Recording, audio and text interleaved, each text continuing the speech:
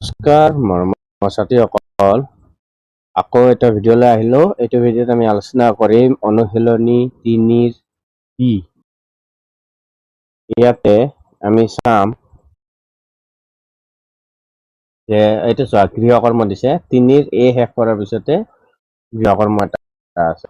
এই গৃহকৰ্মটোত কিছুমান কথা দিয়া আছে। এই কথাবিলাকৰ বিষয়ে অলপমান আমি আলোচনা কৰোঁ, তাৰপিছত আমি চাম কি কি হৈছে। ঠিক আছে, ইয়াতে চোৱা এ যে তোমালোকে 2তকৈ ডাঙৰ কিছুমান যুগ্ম সংখ্যা লোৱা। যুগ্ম সংখ্যা যেনেকৈ 2তকৈ ডাঙৰ যুগ্ম হ'ব কি 4, 6, 8 হয়নে? তাৰপিছত 10, 12 এনেকুৱা বহুত কেইটা আছে। এই যুগ্ম সংখ্যাবিলাকৰে এটা লৈ সেইটোক দুটা মৌলিক সংখ্যাৰ যোগফল হিচাপে প্ৰকাশ কৰা। অ'কে, এইবিলাক কথা তোমালোকক কৈ নিদিয়াৰ কাৰণে ৰৈ যায়, তো মই ভাবোঁ এইখিনি জনাই দিয়া ভাল। তো ইয়াতে ধৰা 2তকৈ ডাঙৰ 4ক আমি মৌলিক সংখ্যা কি কি ভাঙিব পাৰোঁ? 2 + 2 হয়নে নাই? যদি আমি 6 লওঁ, 6ক ল'লে 3 + 3 মৌলিক সংখ্যা হয়নে নাই? 3টো মৌলিক সংখ্যা হয়নে? এইটো তাৰপিছত যদি আমি ধৰা 8 লওঁ, 8 ল'লে আমি কি ল'ব পাৰোঁ? 5 + 3 আমি ল'ব পাৰোঁ, আমি সেইটোও ল'ব পাৰোঁ। 10 ল'লে আমি কি ল'ব পাৰোঁ? হয়তো 7 + 3 লোৱা, নতুবা 5 + 5 লোৱা, মৌলিক সংখ্যা কৰিব পাৰি। এই বস্তুটো তোমালোকে 6ত 9মান কথা ভাবিছা, কিন্তু যেতিয়া গ্ৰেজুৱেশ্যন কৰিবা, BSc কৰিবা, তেতিয়া তোমালোকৰ এইবিলাক কথাই লগা হ'ব। এইবিলাক কথা এতিয়া সেইকাৰণে ভালদৰে পঢ়ি যোৱাটো মই ভাবোঁ ভাল বুলি। তো ইয়াতে চোৱা উদাহৰণ দিয়াই আছে, কিন্তু তোমাক উদাহৰণ হিচাপে এইটোৱে কৈছে যে 10ক আমি 3 + 7, 6ক 3 + 3 ল'ব পাৰোঁ হয়নে? ঠিক তেনেকুৱা 8ক আমি 5 + 3 ল'ব পাৰোঁ। ঠিক আছে, এতিয়া ধৰা আৰু কি ল'ব পাৰি? 12ক আমি কি ল'ব পাৰোঁ? 7 + 5 মানে দুটা মৌলিক সংখ্যাৰ দ্বাৰাই আমি কৰিব পাৰিছোঁ হয়নে? এইখিনি কথা ইয়াতে কৈছে। তো ইয়াত 10ক 3 আৰু 7ৰ যোগফল হিচাপে প্ৰকাশ কৰা হৈছে। এই কথাটো কোনে কৈছিলে? গোল্ডৱাৰ্থ নামৰ গণিতজ্ঞ এজনে 1742 চনতেই লক্ষ্য কৰিছিল। কিমান পুৰণা কথা হ'ব? 1742 চন। এতিয়া বি নম্বৰ কি কৈছে? 6 সংখ্যাটোৰ উৎপাদক কেইটা হ'ল 1, 2, 3। এতিয়া 6ক যদি আমি উৎপাদকত ভাঙো, 2ৰে যাব 3 বাৰ। তাৰমানে কি 6 = 1ৰ লগত 6 পূৰণ হয়। তাৰপিছত আমি 2ৰ লগত 3 পূৰণ কৰিলে 6, সেইটোৱে কৈছে 1 পাওঁ, 2 পাওঁ, 3 পাওঁ আৰু 6 পাওঁ। সেইকাৰণে কৈছে 1, 2, 3 আৰু 6 এইকেইটা হ'ব ইয়াৰে উৎপাদক। এতিয়া 6ক বাদ দি আন উৎপাদক কেইটা যোগ কৰিলে 6 পোৱা যায়, অৰ্থাৎ 1, 2, 3 যোগ যদি আমি কৰোঁ তেতিয়া আমি কিমান পাম? 6ক বাদ দিলে যেনিবা 6ৰ উৎপাদক কি কি আছিলে? 1 পূৰণ 6 হয়নে? সমান 2 পূৰণ 3 মানে 6ৰ উৎপাদক কি কি পালোঁ? 1, 2, 3। 6টো ল'ব দিয়া নাই, তেতিয়া 1, 2, 3 যদি যোগ কৰোঁ আমি 6 পামনে নাই? সেইটো কৈছে এইটো। ঠিক তেনেকুৱা এতিয়া সেইটোৰে তাৰমানে এটা কথা ক'ব বিচাৰিছে, তাৰ কাৰণে তোমালোকক মই এইটো কথা কৈ আছোঁ যে ইয়াতে কি ক'ব বিচাৰিছে তাৰমানে যে 28ৰ ক্ষেত্ৰতো এই কথাটো প্ৰযোজ্য হয়। 28ৰ ক্ষেত্ৰতো এই কথাটো প্ৰযোজ্য হ'ব। আমি 28ক যদি উৎপাদকত ভাঙো, 28ক ভাঙি চোৱা, 2ৰে 1 বাৰ, 4 বাৰ হয়নে? 2ৰে কিমান বাৰ হ'ব? 7 বাৰ। তাৰমানে 28ৰ উৎপাদক কি কি হ'ব পাৰে? 28 হয়নে? সমান 1ৰ লগত যদি 28 পূৰণ কৰোঁ 28 পাম, 2ৰ লগত যদি 14 পূৰণ কৰোঁ 28 পাম, 4ৰ লগত যদি 7 পূৰণ কৰোঁ 28 পাম। ঠিক আছে, তাৰমানে কি কি পালোঁ? 1, 2, তাৰপিছত 4, 7, 14, 28। এইটো ইয়াতে লিখা আছে, ক'ত আছে? দিয়া নাই। তাৰমানে 28ৰ উৎপাদক আমি কি কি পাম? 1, 2, 4, 7, 14, 28 আমি এইকেইটা পাম। আৰু তুমি যদি 28টো বাদ দিয়া যায়, আমাক সেইটোৱে কৈছে যে এইটো কৈছে যে 28ৰ ক্ষেত্ৰতো এই কথাটো প্ৰযোজ্য হয়, যেনে 1, 2, 4, 7, 14 এইটো কি পাম আমি? 28। এনেধৰণৰ সংখ্যাবিলাককে সম্পূৰ্ণ সংখ্যা পাৰফেক্ট নাম্বাৰ বুলি কোৱা হয়। তাৰমানে ইমপাৰফেক্ট আৰু পাৰফেক্ট নাম্বাৰ পাবা, প্ৰপাৰ ইমপ্ৰপাৰ পাবা, সম্পূৰ্ণ অসম্পূৰ্ণ নাম্বাৰ পাবা। তো এইবিলাক কি হৈছে? সম্পূৰ্ণ নাম্বাৰ বোলে।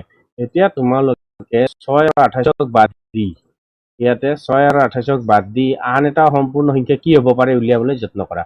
যেনেকুৱা ইয়াতে 6ৰ কথা এইটো কৈছিলে, ওপৰত আমি কৰিছোঁ, মানে 6ৰ কথা ক'ত কৰিছোঁ? এইটো 6ৰ কথা, এইটো 28ৰ কথা আমি কৰিলোঁ হয়নে? এই 6 আৰু 28 বাদ দি বাকী এটা সম্পূৰ্ণ সংখ্যা কি হ'ব পাৰে উলিয়াবলৈ যত্ন কৰে। কি হ'ব আমি যদি চাওঁ 42ক চাওঁ যদি পাওঁ 42ক ভাঙিলে কি হ'ব 2ৰে 2 দুগুণে 4 2 1 গুণে 2 3 7 গুণে 21 তাৰমানে 42ৰ উৎপাদক কি পাম আমি চাই লওঁ সম্পূৰ্ণ হয়নে নহয় ঠিক আছে তো 1ৰ লগত পূৰণ কৰিলে 42 পাম হয়নে 1 42 গুণে 42 2ৰ লগত 21 দুগুণে 42 6ৰ লগত 6 7 গুণে 42 তাৰমানে 42ৰ উৎপাদক কি পালো 42ৰ উৎপাদকটো লিখা নাই 1 তাৰপিছত 2 তাৰপিছত আৰু কি পাম 3 পাম 14 3 গুণেও 42 হয় এইটো বস্তু মই লিখা নাই ইয়াতে ওকে 3 পূৰণ 14 এটোও 42 ঠিক আছে তো 2 তাৰপিছত পাম 3 তাৰপিছত কি পাম 6 7 14 21 আৰু 42 এতিয়া যদি মই 42 বাদ দিওঁ বাকি কেইটাৰ লগত আমি যোগ কৰিলে কি পাম আমি সেইটো চাব লাগে 1 যোগ 2 যোগ 3 যোগ 6 যোগ 7 যোগ 14 যোগ 21 আমি এইখিনি কৰিলো আচ্ছা এইখিনি যদি আমি এতিয়া যোগ কৰিব লাগে আমি কি পাম 1 4 5 7 5 12 12 6 18 19 20 21 22 23 24 24ৰ 4 হাতত থাকিল কিমান 24ৰ 2 2 তাৰপিছত একে 3 নাই আৰু 3 4 5 54 পালো আমি তো এইটো বস্তু নহয় ইম্প্ৰপাৰ এইটো অসম্পূৰ্ণ সম্পূৰ্ণ সংখ্যা নহয় তেনেহলে আমি এইটো বস্তু বিচাৰিব লাগিব কোনটো আৰু সম্পূৰ্ণ সংখ্যা হ'ব আচ্ছা আমি এতিয়া আৰু কি ল'ব পাৰো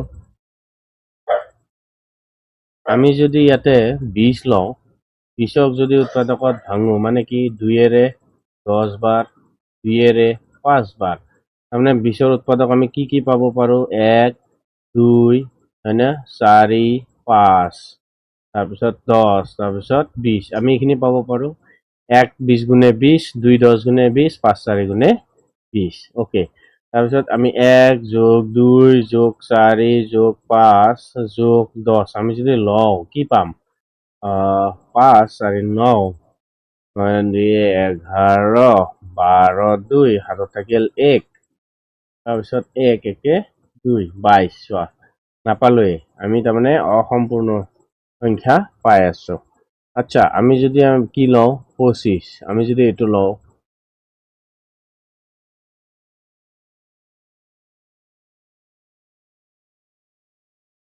25টো ললে 5ৰে 5 বাৰ হয়নে নাই তাৰমানে 25ক যদি আমি ভাঙলৈ চাওঁ 1ৰে আহিব 25 বাৰ 5ৰে আহিব 25 বাৰ আৰু 25 আহিব আৰু নাহে এইটোতো নহয়েই আমি যদি 30 লওঁ 30ক লৈ চাওঁ একবাৰ 2ৰে 15 বাৰ 3ৰে 5 বাৰ তাৰপিছত ইয়াতে 30 হলে কি আহিব 1 আহিব হয়নে তাৰপিছত 2 আহিব 3 আহিব 5 আহিব 6 আহিব তাৰপিছত কিমান আহিব 15 আহিব 10 আহিব তাৰপিছত 15 আহিব তাৰপিছত 30 আহিব 1 30 গুণে 30 2 15 গুণে 30 3 10 গুণে 30 5 6 গুণে 30 আমাৰ এইখিনি হ'ব তো যদি এইখিনি হয় তেতিয়াহ'লে আমি ইয়াতে ট্ৰাইহে কৰি আছো না এইখিনি 30 উল্লে চেষ্টা কৰি আছো তো ইয়াতে আমি আৰু কি পাম 1 যোগ 2 যোগ 3 যোগ 5 যোগ 6 যোগ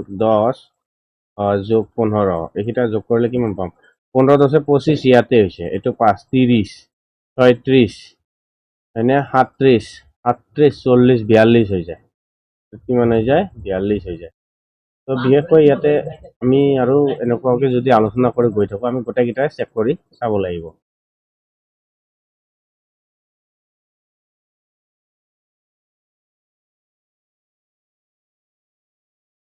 তো ইয়াতে তোমাক কি ক'ব খুজিছে এইটোতে যে টকা দিছে ইয়াতে যে সম্পূৰ্ণ সংখ্যাটো আমি আন এক ধৰণে দিব পাৰিম কেনেধৰণে যেনে এই সংখ্যাটোৰ উৎপাদকবোৰৰ যোগফল যদি সংখ্যাটোৰ দুগুণ হয় তেন্তে এই সংখ্যাটো সম্পূৰ্ণ সংখ্যা হলে যেনে এইটো হল 56 মানে কি 28ৰ 2 গুণে 56 হয়নে নাই আমি কিমান পাইছো তাতে পাইছিলো ধৰা এটা পাইছিলো 42 42 মানে কি 21ৰ ডাবল হয় না নাই 21 পূৰণ 2 21 দুগুণে 42 তো 21টো নহয় আমি এইটো লোৱা নাছিলো তাৰপিছত এতিয়া দেখিছা যে 28ৰ সকলো উৎপাদক যোগ কৰোঁতে 56 পালো আৰু 56টো 28ৰ দুগুণ। সম্পূৰ্ণ সংখ্যাৰ উল্লেখিত দুই ধৰণৰ সংখ্যাৰ মাজতো প্ৰভেদটো আৰু কি আৰু এইটোনো কিয় হৈছে শ্ৰেণী শিক্ষকে ছাত্ৰ-ছাত্ৰীক সুধিব পাৰে। মানে এইটো কিয় হৈছে এইটো বস্তু তোমালোকক ধৰা ক্লাছত যদি সোধে তেতিয়াহ'লে এইটো সুধিব পাৰে বুলি কৈছে। এতিয়া চোৱা আৰু হাতেৰে বিভাজ্য এটা কথা আছে। আমি এইবোৰ বস্তু আলোচনা কৰোঁ, তাৰপিছত আমি অনুশীলনীত আলোচনা কৰিম। এইখিনি কথা লাগিবই যিহেতু হাতেৰে বিভাজ্য সংখ্যা অৰ্থাৎ কেইবাটাও অংক থকা লগত দিছে। অ'কে, আমি উদাহৰণটো চাওঁ আৰু ইয়াতে তাৰমানে হাতেৰে হৰণ যোৱাটো আমি কি চাব লাগিব, ধৰা সমাধানত ইয়াতে এটা মিষ্টেক আছে, কিন্তু 5 6 এইটো ইয়াতে আছে 9, ইয়াতে আছে 6, এইটো অলপ মিষ্টেক আছে, উল্টা পাল্টা আছে। 9ৰ জাগাত এইটো 6 হ'ব লাগিছিলে, এইটো 6 হ'ব লাগিছিলে। তো এইটো হাতেৰে হৰণ জানে পৰীক্ষা কৰা, তাৰমানে কি সমাধানক আমি এইটোতো ল'মেই, ঠিক আছে। আমি তিনিটা ভাগ কৰিম। যেনেকুৱা আমি ইয়াতে লওঁ 6 1 0 5 2 6 2 1 5 5 3 আমি এইটো ল'লো। আমি এইটো কি কৰিব লাগে, তিনিটাকৈ ভাগ কৰিব লাগে। তিনিটাকৈ ভাগ কৰিলে আমি এইটো চাইডৰ পৰাহে আহিম। তিনিটা ভাগ মানে আমি এইটো চাইডৰ পৰাহে আহিম, তিনিটা ভাগ, ঠিক আছে। এইটো তিনিটা, তাৰপিছত লাষ্টত দুটা ৰৈ গ'ল, কথা নাই। তাৰমানে কি পালো আমি, এইকেইটা চোৱা, এইকেইটা ইয়াতে দিয়া আছে, এই বস্তুটো কৰি দিয়া আছে। মই জাষ্ট তোমালোকক মাত্ৰ কি কৰি আছো দেখুৱাইহে দিছো আৰু। তো ইয়াতে আমি কি কৰিব লাগে, ধৰা এইটো তিনিটা 5 5 3 6 2 1 0 5 2 আৰু 61 আমি এইকেইটাক দুটা ভাগত ভাগ কৰোঁ। তো এইটো এককৰ স্থানত আছে দহক, তাৰপিছত এইটো শতক, এইটো হাজাৰ। আমি অযুগ্মটো অযুগ্মৰ লগত যোগ কৰিম আৰু এই যুগ্মটো যুগ্মৰ লগত যোগ কৰিম, এইকেইটা বস্তু, ঠিক আছে। মানে এই যুগ্ম যিটো আছে, যুগ্ম স্থানত যিটো সংখ্যা আছে, এই যুগ্ম স্থানটো যুগ্ম স্থানৰ লগত যোগ কৰিম, অযুগ্মটো অযুগ্ম স্থানৰ লগত যোগ কৰিম। যোগ কৰিলে আমাৰ কি হ'ব, 0 5 2 তাৰ লগত কি কৰিব লাগিব 5 5 3 আমি এইটো যোগ কৰিব লাগিব। 3 2 5, 5 10 হাত থাকিলে 5 1 6 আৰু এইটো কিমান আছে 621 আৰু কি আছে 61 1 1 2 দিয়ে 8, এইটো 6। এতিয়া 682 ডাঙৰ হয়নে, 605 সৰু। 682ৰ পৰা 605 বিয়োগ কৰি দিয়া। কি কৰা, মই এই খালী জাগাটোত কৰিছো। এতিয়া চোৱা 682ৰ পৰা 605 আমি বিয়োগ কৰিব লাগে। বিয়োগ কৰিলে 12 5 গ'লে 7, 7ৰ এইটো 0 গ'লে 7, 77। এই 77টোক আমি 7ৰে হৰণ কৰিব পাৰো নে নাই, পাৰো।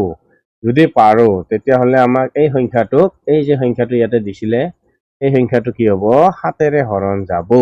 এই কথাটো কৈছে যে যুগ্ম স্থানৰ তিনিটাকে ল'বা, যুগ্মটো যুগ্মৰ লগত যোগ কৰা, অযুগ্মটো অযুগ্মৰ লগত যোগ কৰা।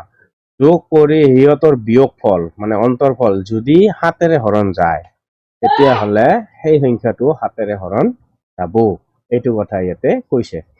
13ৰে হৰণ কৰাটো এইটো ইয়াতে কোৱা আছে যে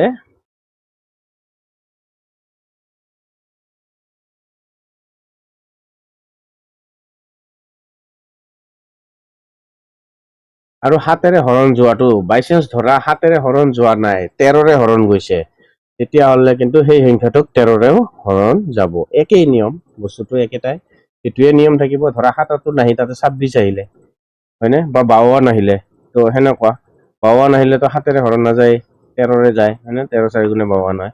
তো সেইটো কি হ'ব, 13ৰে হৰণ যাব। এই কথাটো ইয়াতে কোৱা আছে। তাৰপিছত সাধাৰণ উৎপাদক আৰু সাধাৰণ গুণিতকৰ মাজত চাওঁ আহা। ইয়াতে উদাহৰণ থাকিলে মই ইয়াতে দেখুৱাই দিম। ওকে, 6 আৰু 8ৰ গুণিতক। গুণিতক মানে কি, যিটো বেছি হৈ থকা। চোৱা 8ৰ গুণিতক আৰু 6ৰ গুণিতক, 6 1 গুণে কি হয় 6, এইটো 6 1 গুণে 6, 6 দুগুণে 6 দুগুণ 12, 6 3 গুণ 18, 6 4 গুণ 24, 6 5 গুণ 30, 6 6 গুণে 37, 6 7 গুণ 42, 6 8 গুণ 48, 6 9 গুণে 54, 6 10 গুণে 60, 6 11 গুণ 66, 6 12 গুণে 72। আৰু এইফালে আছে, এইফালে তো সেইটো কোৱা নাই। তাৰপিছত 8ৰ ঘৰত আহা, 8ৰ গুণিতক 8 1 গুণে 8, 8 2 গুণ 16, 8 3 গুণ 24, 8 4 গুণ 32, 8 5 গুণে 40, 8 6 গুণে 48, 8 7 গুণে 56, 8 8 গুণ 64, 8 9 গুণে 72 আৰু 8 10 গুণে ইয়াতে 80 হ'ব, হয়নে নাই? তো এইবিলাক বস্তু মানে কি গুণিতক, যেটো নাকি 6ৰ ঘৰত আৰু 8ৰ ঘৰত আমি পাওঁ, এই সংখ্যাবোৰ গুণিতক হয়। তো যদি গুণিতক হয়, ইয়াৰে মাজত কমন কি আছে? চোৱা 6ৰ ঘৰত আৰু 8ৰ ঘৰত কমন থাকিব লাগে। এতিয়া ধৰা 6ৰ ঘৰত 18 আছে, 8ৰ ঘৰত 18 নাই। 24 আছে, ইয়াতেও 24 আছে। তাৰপিছত আৰু কি আছে? 48 ইয়াতে আছে ন, তো ইয়াতেও 48 আছে, ইয়াতে 72 আছে, ইয়াতেও 72 আছে। তো বাকি যিখিনি মিল নাই, মই মিল নাথাকাটো মুছি দিছো। তো তিনটা সংখ্যা মিলি আছে। তো এইবিলাকক কোৱা হয় সাধাৰণ গুণিতক। দুয়োটাৰ মাজতে যেটো কমন থাকিব সেইটো সাধাৰণ গুণিতক বুলি কোৱা হয়। ইয়াতে চোৱা মিল নথকা সংখ্যা 6 12 18, 6 16, 30 37 42, 32 40, হয়নে? 54 60 66, 56 64, এইকেইটা মিল নাই, তো এইকেইটা সাধাৰণ উৎপাদক, সাধাৰণ গুণিতক নহয়। এইটো ওপৰৰ লাইনটোতো 6ৰ গুণিতক নিশ্চয় হয় গোটেইখিনি, কিন্তু সাধাৰণ নহয়, 8ৰ লগত মিল নাই। ঠিক তেনেকুৱা এই 8ৰ খিনিও কি হয়? 8ৰ গুণিতকটো হয়েই, কিন্তু 6ৰ ঘৰৰ লগত মিল নাই। তো সেইকেইটাক কি বুলি কোৱা নহয়? সাধাৰণ গুণিতক বুলি কোৱা নহয়। তো ঠিক তেনেকুৱা দেখা গৈছে যে 24 48 72 আদি সংখ্যা উভয়ৰে মানে দুয়োটাতে আছে। এইটো উভয় গুণিতক, অৰ্থাৎ এই দুয়োটাতে আছে। যদি আছে তেনেহ'লে 6 আৰু 8 উভয়হতীয়া গুণিতক মানে সাধাৰণ গুণিতক। গতিকে 24 48 72ক 6 আৰু 8ৰে সাধাৰণ গুণিতকটো বোলা হয়, কিন্তু হৰণ কৰিবও পাৰি। এইটোৱে কথা ইয়াতে কৈছে। তো নিশ্চয় আশা কৰো তোমালোকে বুজি পাইছো এইখিনিত। তাৰপিছত 75 আৰু 210ৰ সাধাৰণ উৎপাদক তোমালোকক উলিয়াব দিছে। তো এইটো তোমালোকে কেনেকৈ উলিয়াবা? ঠিক আছে, এইটো কেনেকৈ উলিয়াবা? চোৱা 75 উৎপাদকত ভাঙি দিয়া। ঠিক আছে, 75 উৎপাদকত ভাঙিলে বা তোমালোকে এইটো কৰিব পাৰো। কেনেকৈ কৰিব পাৰো? 75ৰ লগত যদি আমি 4 পূৰণ কৰো, কিমান পাম? 5 4 গুণ 20ৰ 0, হাতত থাকিল কিমান? 2, 5 28 29 30, 300 পালো। 210 নাপালো। যদি মই 75ৰ লগত 3 পূৰণ কৰিলো হেতেন, 75 3 গুণে কিমান? 3 5 গুণ 15, 5 হাত থাকিল 1, 7 3 গুণ 21, 22, 222। তো 75 5 গুণে কিমান হয়? 75 5 গুণে চাওঁ, হয়নে? 75 5 গুণ, সৰি, এইটো 5 5 গুণ 25ৰ 5, হাতত থাকিল 2, 7 5 গুণ 35 37 37। ওকে, 210কো চাওঁ, 210 2 গুণত গুচি যায় ন। তো 210 3 গুণে কিমান? 2 গুণে চাওঁ, 2 গুণে হলে 0 2 4 420। 420 ইয়াতে আহিব লাগিব। আমি যদি চাবলৈ যাওঁ 75ৰ লগত যদি আমি 6 পূৰণ কৰো, 75 6 গুণে কিমান? 6 5 গুণ 30ৰ 0, হাত থাকিল 3, 5 গুণ 42, 43 44 45, 450। ওচৰা ওচৰি আহিছে, প্ৰায় মিলিব। এতিয়া 75ৰ লগত যদি 7 পূৰণ কৰো, 7 5 গুণ 35ৰ 5, হাত থাকিল 3, মানে 7 7 গুণ 49, 50 এখন 52, তেনেহলে কিমান হ'ব? 525। তেনেহলে 210ৰ লগত যদি মই 3 পূৰণ কৰো, কিমান আহিব চাওঁ। সাধাৰণ উৎপাদক কি হ'ব? আগে 75ৰ উৎপাদকত ভাঙা প্ৰথমতে। ঠিক আছে, 75ৰ উৎপাদকত ভাঙিলে কিহেৰে যায়? 3ৰে যাবনে? যাব। 3 2 গুণে 6, 3 5 গুণে 15। তাৰপিছত ইয়াতে কি হ'ব? 5 5 5 গুণে 25, মানে লসাগু লোৱা, দুয়োটাৰে লসাগু ল'লে সাধাৰণ উৎপাদক প্ৰথমটো পাই যাবা আৰু। তাৰপিছত ইয়াতে 210, চোৱা উৎপাদকত ভাঙিলে 2ৰে যায়, 2 1 গুণে 0 2 5 গুণে, 3ৰে যায়, 3 3 গুণে 3 5 গুণে। তাৰপিছত ইয়াতে কিমান যাব? 5 7 গুণে 35। এতিয়া কমন থাকাটোতো চিন দি লোৱা। প্ৰথমতেতো 2 কমন নাই, ইয়াতে দুটা 5 আছে, দুটাই আহিব। 3 এটা আছে, এইটোতো কাটা যাব, মানে আহিব এইটো। তাৰপিছত এইটো 5 নাহে, ইয়াতে দুটা আমি আনিলো যিহেতু লসাগু লওঁতে, তো 2 আহিব, 7 আহিব, হয়নে? তেনেহলে কি আহিব? 2 পূৰণ 3 পূৰণ 5, দুটা পূৰণ 5 পূৰণ 7। এই দুটা আনিলো যদি, তেতিয়াহলে আমাৰ কি হ'ব? দুটাৰে যিহেতু সাধাৰণ হ'ব, তেতিয়াহলে লসাগু লোৱা, লসাগু ললে আমি পাই যাওঁ বস্তুখিনি। ঠিক আছে, তো এইটো আমি যদি লওঁ, এতিয়া আমাৰ ইয়াতে কি পাম?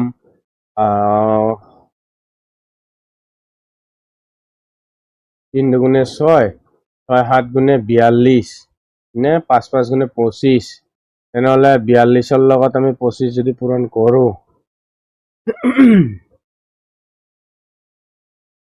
25 পূৰণ কৰিলে 5 2 10 শূন্য 7 থাকিল 1 তাৰপিছত আৰু কি আহিব এইটো 5 2 10 শূন্য 7 থাকিলে 5 20 একে 21 210 2 2 4 2 4 গুণে 8 শূন্য 5 শূন্য এইটো 1050 সাধাৰণ উৎপাদক প্ৰথমতে আমি কি পালো 1050 এইটো হ'ব 75 আৰু 210ৰ সাধাৰণ উৎপাদক আটাইতকৈ ডাঙৰটো কি বুলি কৈছে ন এই সাধাৰণ উৎপাদক ভিতৰত আটাইতকৈ ডাঙৰটো কি আটাইতকৈ ডাঙৰটো আৰু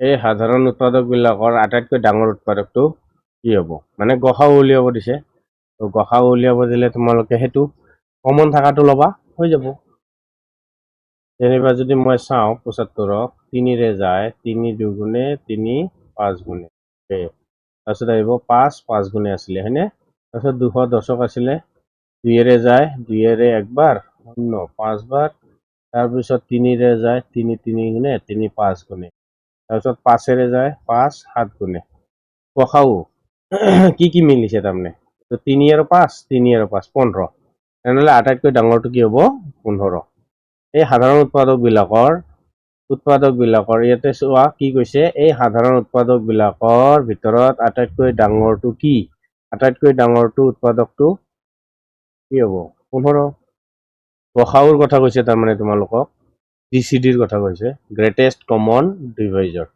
ৰ কথা কৈছে এইটো এটা হৈ গ'ল এনে দুটা সংখ্যা উলিয়াব পাৰিবানে যাৰ এটাও সাধাৰণ উৎপাদক নাই এনেকুৱা কি উলিয়াব পাৰি এটাও সাধাৰণ উৎপাদক নথকা এনে দুটা সংখ্যা লোৱা কি আছে 9 লোৱা আৰু তোমাৰ কি ল'বা এইটো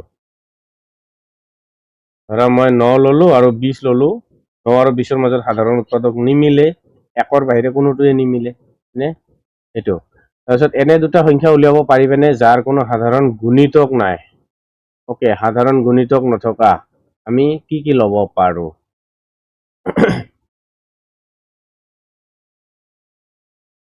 2ৰ ঘৰৰ লোৱা 3ৰ ঘৰ লোৱা হৈ যাব এনে দুটা সংখ্যা উলিয়াব পাৰিবানে যাৰ কোনো সাধাৰণ গুণিতক নাই নহয় 2 আৰু 3টো মিলিব 30ত মিলিবগৈ 3 10 গুণে 3 30 2 15 গুণে 30 হয়নে তাৰপিছত আৰু কিবা আহিবনে 7ৰ ঘৰত যদি আমি চাওঁ নাই নিমিলে তাৰপিছত 9ৰ ঘৰত যদি চাওঁ 9 10 গুণে 90 নাই এনেকুৱা দুটা সংখ্যা উলিয়াব পাৰিবানে যাৰ কোনো সাধাৰণ গুণিতক নাই এইটো উলিয়াব আমি নোৱাৰো পৰাপক্ষত নোৱাৰো এতিয়া তুমি যিয়ে লোৱা এইটো মিলিবই ঠিক আছে তাৰপিছত এনে দুটা সংখ্যা উলিয়াব পাৰিবানে যাৰ এটাও সাধাৰণ কি নাই উৎপাদক নাই এইটো পাৰি একৰ বাহিৰে সাধাৰণ উৎপাদক কি আৰু 3 আৰু 4ৰ মাজত মিল নাই বা 3 আৰু 5ৰ মাজত মিল নাই ঠিক আছে তো 1 নম্বৰটো আমি কৰিলো এটোত কি পাইছিলো 15 পালো হয়নে এইখিনি হৈ গ'ল তাৰপিছত পৰস্পৰ মৌলিক সংখ্যাৰ বিষয়ে আহো এতিয়া পৰস্পৰ মৌলিক মিউচুৱেলি প্ৰাইমছ বা সহ মৌলিক আমি সেইবিলাকৰ বিষয়ে যদি চাবলৈ যাওঁ তাৰপিছত আমি ইয়াতে কেনেধৰণে আলোচনা কৰিলে সেইটো আমি বুজিম সেই বিষয়ে চাওঁ কিমান ডাঙৰ আছে বেছি নাই 9 মন্তিমান আছে তো ইয়াতে 9 মন্তিমান নহয় ইয়াতে কথা ক'ব লাগিলে বহুতখিনি ক'ব লাগে তো চোৱা পৰস্পৰ মৌলিক সংখ্যা মই কৈছিলো যোৱা ভিডিঅ'ত কৈ দিছিলো যে আমি জানো 6 আৰু 11ৰ উৎপাদক হ'ল 6ৰ উৎপাদক কি 1 2 3 আৰু 6 11ৰ উৎপাদক 1 আৰু 11 দেখা গ'ল যে 1ৰ বাহিৰে 6 আৰু 11ৰ কোনো সাধাৰণ উৎপাদক নাই এই ক্ষেত্ৰত 6 আৰু 11 পৰস্পৰ মৌলিক বা সহমৌলিক বুলি কোৱা হয় ঠিক তেনেদৰে 15 আৰু 4ৰ মাজতো পৰস্পৰ মৌলিক সংখ্যা এইটো হ'ব তোমাৰ ধৰা তুমি 2 ললা আৰু 9 ললা 2ৰ উৎপাদক কি 1 পূৰণ 2 9ৰ উৎপাদক কি 3 পূৰণ 3 হয়নে তেতিয়াহ'লে তোমাৰ ইয়াতে কি হৈছে এই দুটা পৰস্পৰ মৌলিক যিহেতু দুটাৰ মাজত মিল নাই উৎপাদকবিলাক এইটো ঠিক তেনেকুৱা 4,5 এইটো হ'ব পৰস্পৰ মৌলিক ধৰা তোমাৰ 1 আৰু 15 এইটোও পৰস্পৰ মৌলিক ঠিক আছে 20 আৰু ধৰা তোমাৰ 21 20টো কি আছে 5 পূৰণ 4 21ক কিমান আছে 3 পূৰণ 7 মিল আছে জানো কিবা নাই এনেকুৱা ধৰণৰ এইবিলাক হ'ল পৰস্পৰ মৌলিক পৰস্পৰ মৌলিক হ'ব লাগিলে তাতে মৌলিক সংখ্যা নাথাকিলেও হয়, দুটা যৌগিক সংখ্যাৰ দ্বাৰাও পৰস্পৰ মৌলিক সংখ্যা হ'ব পাৰে, সেইটোৱে কথা ইয়াতে। তো এইখিনিয়ে ইয়াতে আছিলে। তাৰপিছত ইয়াতে 1 নম্বৰ পইণ্ট কি দিছে চোৱা, যিকোনো দুটা মৌলিক সংখ্যা পৰস্পৰ মৌলিক হ'বই, যিকোনো দুটা মৌলিক সংখ্যাটো হ'বই, কিন্তু যৌগিকো হৈ যায় কেতিয়াবা কেতিয়াবা, ঠিক আছে। সকলো যমজ মৌলিকেই পৰস্পৰ মৌলিক, কিন্তু পৰস্পৰ মৌলিক সংখ্যা এযোৰ যমজ মৌলিক নহ'বও পাৰে, কাৰণ 8 আৰু 15টো পৰস্পৰ মৌলিক, কিন্তু ইহঁত যমজ মৌলিক নহয়। যমজ মৌলিক হ'ব লাগিলে তোমালোকক মই যোৱা ভিডিঅ'ত আলোচনা কৰোঁতে কৈছিলোঁ, যমজ মৌলিক হ'ব লাগিলে 3 আৰু 5, চোৱা 3ৰ মাজত ইয়াতে কি আছে, এটা 4, তাৰপিছত আৰু কি হ'ব তোমাৰ 11 আৰু 13, 11 আৰু 13ৰ মাজত এটা যৌগিক সংখ্যা 12 সোমাই আছে। তাৰমানে মাজতে এটা সংখ্যা বাদ দি যদি ইটো মূৰে আৰু ইটো মূৰে থাকে, মাজতে যদি এটা সংখ্যা বাদ পৰে, তেতিয়া তাক কি বুলি কোৱা হয়, যমজ মৌলিক বুলি কোৱা হয়। সেইটোৱে, সেইকাৰণে পৰস্পৰ মৌলিক সংখ্যাটো যমজ মৌলিক নহ'বও পাৰে, কিন্তু যমজ মৌলিকটো পৰস্পৰ মৌলিক সংখ্যা হয়, ঠিক আছে। তো বিভাজ্যতাৰ কেইটামান ধৰ্ম আমি এইটো আলোচনা কৰোঁ। ধৰা হ'ল a আৰু b দুটা পূৰ্ণ সংখ্যা, ওকে। তেনেহ'লে চোৱা ইয়াতে কি কথা কৈছে,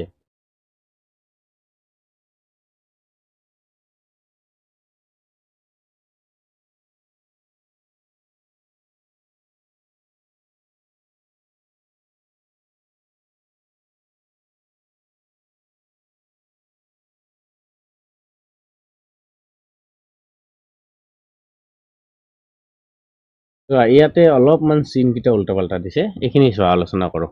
তো 2 নম্বৰটোত কি কৈছে, a হৰণ b, মানে a ওপৰত b তলত a হ'লে কি হয়, হৰণ হয়, মানে ধৰা ওপৰত 2 তলত আছে 1, হয়নে, এনেকুৱা। তো এইটো কেনেকে লিখিছে, a ডিভাইডছ b, এই বস্তুটো, সেইকাৰণে মাজত এডাল এনেকুৱা আস্তানা আছে, যিটো নেকি এইটো, ঠিক আছে, এইটো বস্তু হয়। তাৰমানে 2 কি কৰিছে, 4 হৰণ কৰিছে, 2 6কো হৰণ কৰিছে, তেনেহ'লে 2 কি কৰিব, 5 4 গুণে 20, ইয়াতে 20 যোগ 6 3 গুণে 18, কিমান হ'ব 38, 38কো 2 হৰণ কৰিব, 2 ডিভাইডছ 38, এইটো 2ৰে এইটো নহয়, এইটো 38 হ'লে বেলেগ হ'ব, ঠিক আছে, মানে ওপৰত 2 তলত 30 আহি যাব, 2 চিধা আহিব 38, এইটো এই চিনটো আৰু এই চিনটো অলপ বেলেগ বেলেগ আছে, ঠিক আছে। এতিয়া ধৰা 2ৰে 38ক হৰণ কৰা এইটো বুজায়, কিন্তু 2ৰে এইটোক যদি দিয়া যায়, মানে এইটোৰ মানেটো ওপৰত 2 তলত 38, এইটোক বুজাইছে কিন্তু, ঠিক আছে। এইটো বস্তু অলপ মন কৰিবলগীয়া আছে। তো এইখিনি কথা ইয়াতে কৈছে, বিভাজ্যতাৰ নিয়ম এইটোৱে। তাৰপিছত ইয়াতে আৰু এককৰ স্থানত যুগ্ম সংখ্যা থাকিলে 2ৰে হৰণ যাবই।